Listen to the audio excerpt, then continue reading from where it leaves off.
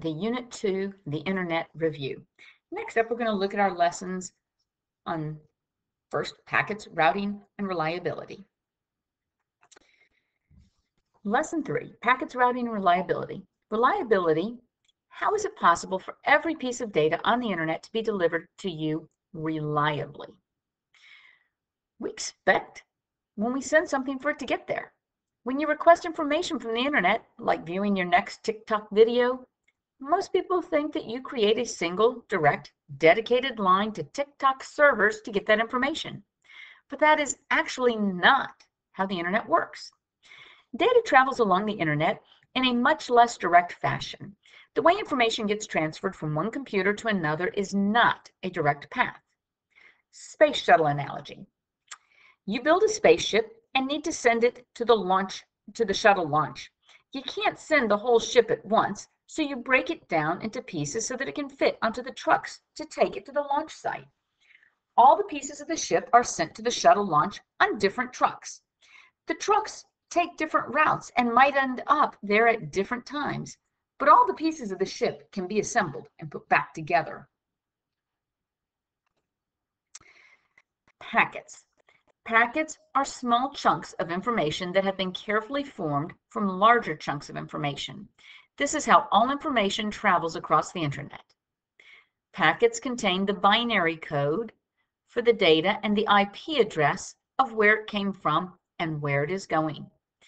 Packets travel along various paths to get to their destination. A path between two computing devices on a computer network, a sender and a receiver, is a sequence of directly connected computing devices that begins at the sender and ends at the receiver. Packets might arrive out of order, but they can always be assembled back together. They may also take different paths. When we send messages through a network, we don't actually want everyone on the network to receive them. If we include information about who the message is intended for, then we can allow portions of the network to focus on sorting and routing messages so they can continue on their way to the intended target. In a network of computers, certain computers called routers direct messages toward the target computer based on the IP addresses included in the message. Routers. A router is a type of computer that forwards data across a network. A router is a computer designed to receive and redirect packets of information based on the addressing information, example, an IP address contained in the packet. By monitoring current network conditions, a router can determine which of these will allow the packet to reach its destination fastest. There will often be redundant paths between two locations on the internet, and so if one path is experiencing traffic or otherwise out of service, additional paths will be available. The ability to choose whichever one currently has the least traffic improves the speed of transmission. Having many redundant paths means if one goes down, there are many others that a message can take. This makes the internet reliable. TCP, Transmission Control Protocol. TCP was designed to overcome the inherent unreliability of the internet. TCP first breaks down information you wish to send into packets. So here's your image, cuts it up into pieces, packets.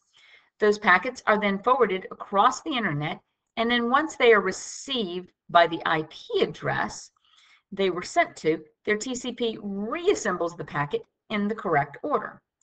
A small percentage of packets are lost in transmission because of faults in the infrastructure of the internet.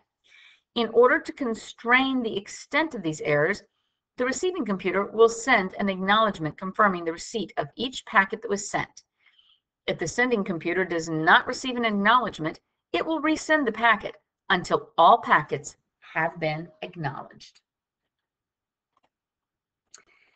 Continuing on, since packets may arrive out of order, additional data, not just who it's from, who it's to, but additional data must be included to indicate the order in which the packets should be arranged. Thus, while individual packets cannot be guaranteed to arrive, eventually an entire message can be accurately reconstructed. And here's a picture of an example. The TCP protocol breaks data into packets. The packets travel from router to router over the internet according to IP protocol. The TCP protocol reassembles the packets into the whole original so the recipient can look at it. Scalability and redundancy. Scalable. Being able to add more networks, routers, and infrastructures without having to rewire the internet. Network redundancy.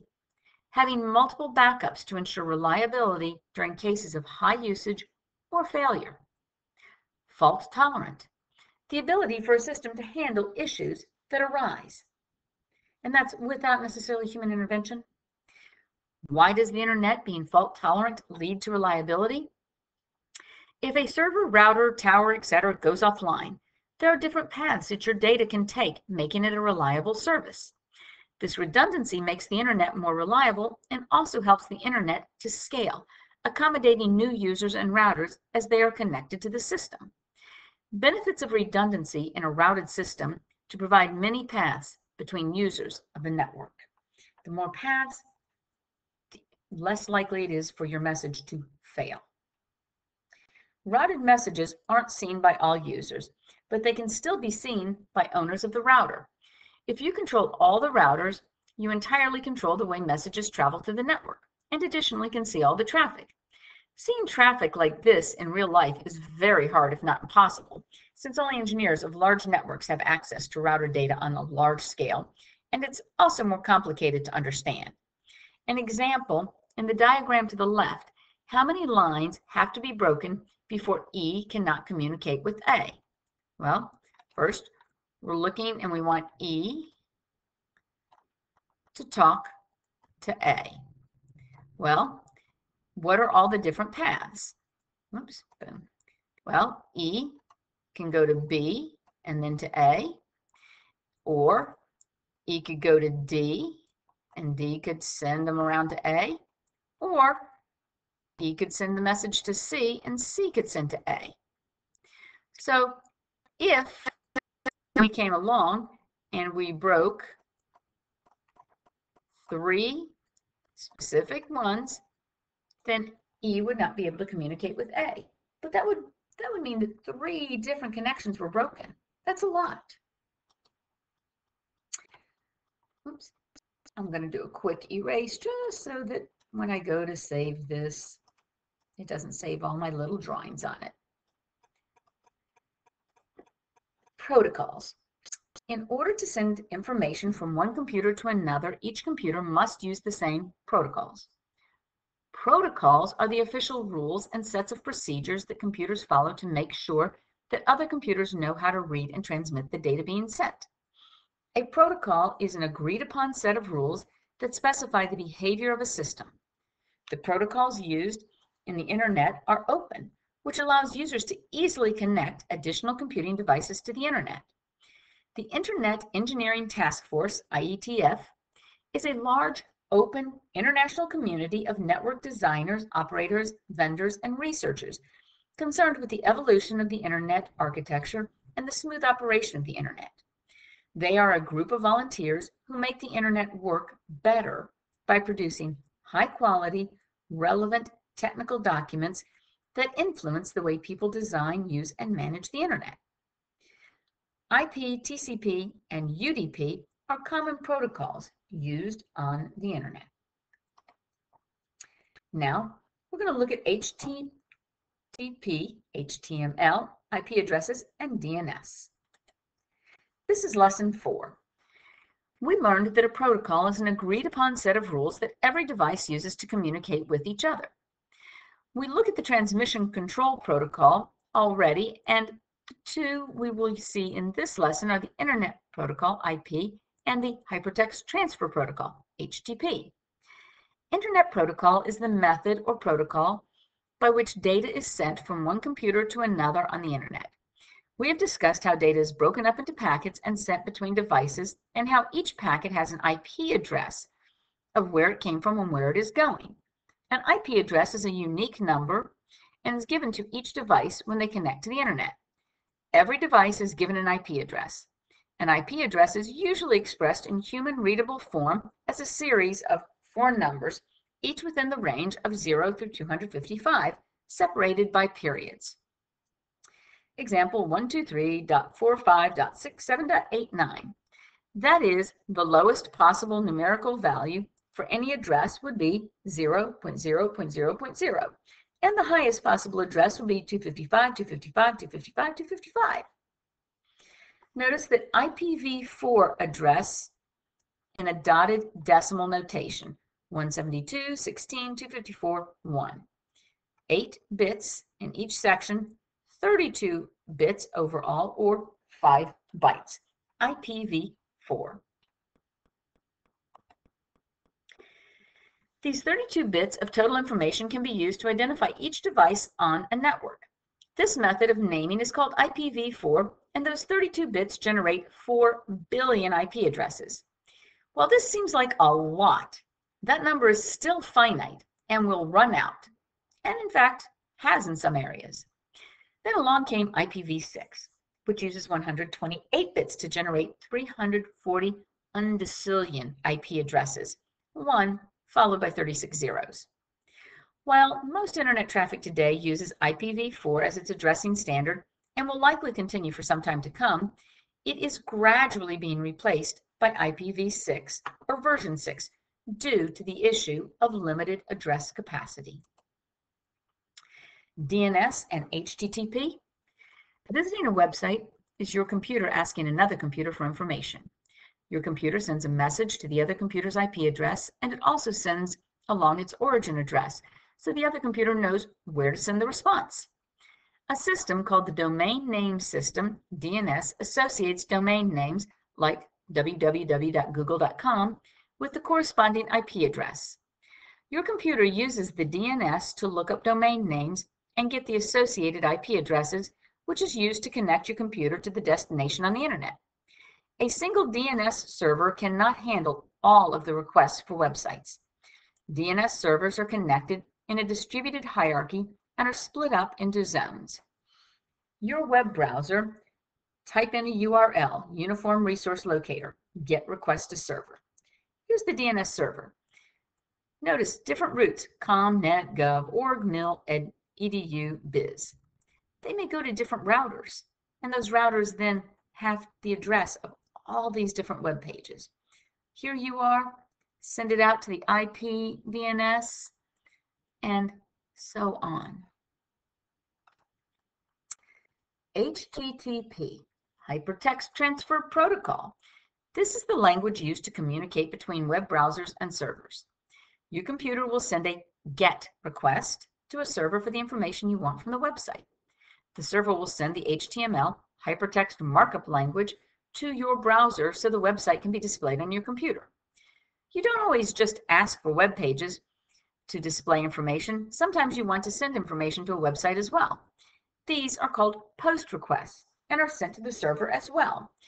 When the server sends back the information after a POST request, it also will send a cookie with it. Your browser will save this cookie because it is the only way that the website can remember who you are as you browse their site. So next time you visit that website and send a GET request, your browser will also send the cookie information and the server will know it's you. And that's why next time you go to Amazon, it comes back and it says, "Hi," and your name, or "Welcome back." Third-party cookies have a bad reputation, but they can actually contribute to making the most positive user experience possible. Third-party cookies are sent from a server of a website you visit to your computer to be saved for later, and can pass data back to places. Because maintaining privacy is important, most modern browsers offer users the ability to choose whether third-party cookies should be allowed or not. The internet is completely open. All connections are shared, and all information sent over the internet is sent in plain text. This makes it possible for hackers to snoop on any personal information you could be sending. The internet is completely open, and that means that we have to look at safe websites. Safe websites prevent this hacking, if you will, by asking your web browser to communicate on a secure channel. Secure Sockets Layer and Transport Layer Security, SSL TLS. You're not going to be asked to memorize all these different acronyms, but you do have to know what they do and what they are. It's a layer of security wrapped around your communications. These protocols are active when you see the little lock symbol in front of your URL next to your HTTPS Hypertext Transfer Protocol Secure, which ensures your HTTP requests are secure and protected. When a website asks your browser to engage in a secure connection, it first provides a digital certificate, which is like an official ID card proving that it's the website it claims to be. These digital certificates are published by certificate authorities, which are trusted entities that verify the identities of websites and issue certificates for them. The World Wide Web is a system of linked pages, programs, and files. It is not the internet. www is a prefix used to indicate that a website is using HTTP to communicate. Sometimes you can use them interchangeably when typing an URL. http://www. This is your subdomain. Here, Tiny Dancing Horse is your domain name. And .com, that's your top-level domain.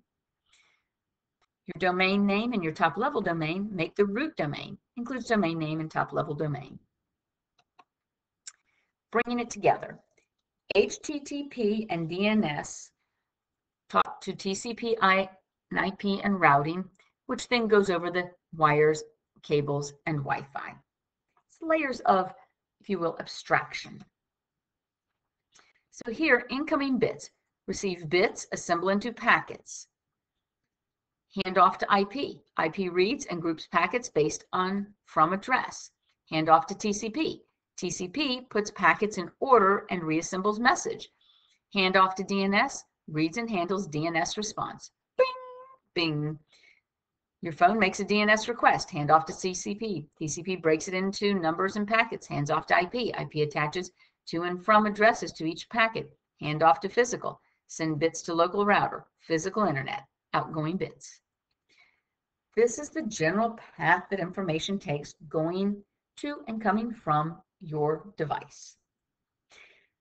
This is where the second video will end, and the last one we will start back with parallel and distributed computing.